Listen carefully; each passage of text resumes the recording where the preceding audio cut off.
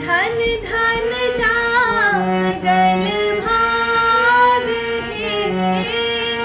धन धन जागल भाग है, मन कमल गुलाल मंगलमय दिन आज है, पाहुन छठ आयल मंगलमय दिन आज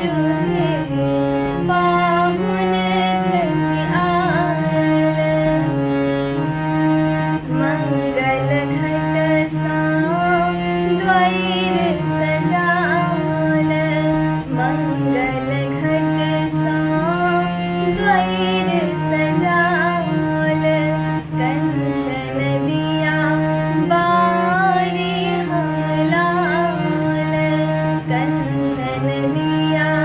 बारी हम लाल,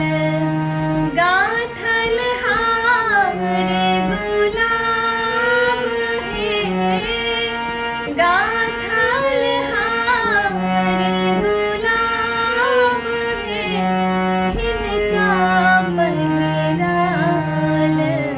मंगलमय दिन आ